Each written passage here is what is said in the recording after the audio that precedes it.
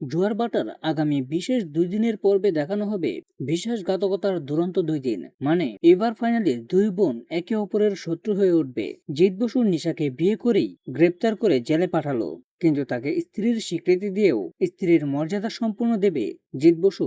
যতই আইনের আশ্রয় নেক না কেন, নিশার পাশে থাকবে। তো বন্ধুরা, এই নিয়ে বিস্তারিত জানতে হলে এখনই ভিডিওতে লাইক দিয়ে পুরো ভিডিওটি দেখতে থাকো। শুরুতেই থাকছে উজি নিশাকে এসে বলতে থাকে, তোর সব স্ক্যামিং এর টাকা ফেরত দিয়ে দে দিদি, আমাদের বোনের ভালোবাসার জন্য এইটুকু করতে পারবি না তুই? তারপরেই দেখা যায় নিশা মিত্র বলতে থাকে, বেশ, আজ থেকে আমি নতুন জীবন শুরু করলাম, এই নে স্ক্যামিং এর সব টাকা তোকে দিয়ে দিলাম। তারপরে জিৎ বসুর সঙ্গে নিশা মিত্রর বিয়েটা হয়। আর অবশেষে দেখা যায় অজি জিৎ বসুর সঙ্গে আগে থেকেই প্ল্যান করে রেখেছিল বিয়েটা করেই নিশাকে জেলে পাঠাবে। তখনই জিৎ বসু বলতে থাকে, আই এম সরি, আমার কাছে ভালোবাসার আগে নৈতিক দায়িত্বটা আগে। এই বলেই বিয়ে বাড়ির সকলের সামনেই পুলিশের ফুল টিম নিয়ে এসে বলতে থাকে, আপনি কি করলেন এটা স্যার? তারপরে দেখা যায় জিৎ বসু আগে থেকেই পুলিশ ফোর্সদের ফোন দিয়ে রাখে।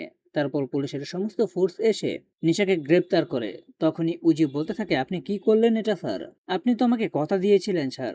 জিৎ বসু তখন উত্তরে বলে, নিশা মিত্রের সারা জীবনের দায়িত্ব নিয়েছি আমি, কিন্তু মহারানীর কাছে আমি হারতে পারবো না। আর তারপরেই দেখা যায় নিশা মিত্র উজির দিকে ভয়ানক দৃষ্টিতে তাকিয়ে বলতে থাকে, পুলিশ হতে গিয়ে বিভীষণ হয়ে গেলি নাকি?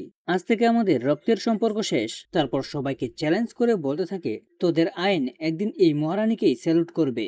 এই বলে ফুলের মালা ছুঁড়ে ফেলে দিয়ে পুলিশের সঙ্গে থানায় চলে যায়। তখনই উজি বলতে থাকে, দিদি তুই আমাকে ভুল বুঝলি, আমি তো তোর এই ক্ষতিটা চাইনি। আর এদিকে দেখা যায় জিৎ বসু বলতে থাকে, আমি ওকে গ্রেপ্তার করেছি ঠিকই, ওকে উদ্ধার করে নিয়েও আসবো আমি, কিন্তু এখানে মাঝখানে সমস্যা হয়ে গেল, দুই বোনের মধ্যে শত্রুতা তৈরি হলো। তো বন্ধুরা, এই নিয়ে তোমাদের মূল্যবান মতামতগুলো এখনই কমেন্টে জানাও। আর এরকম নিত্য নতুন সিরিয়ালের আপডেট পেতে এখনই আমাদের এই চ্যানেলটা সাবস্ক্রাইব করো।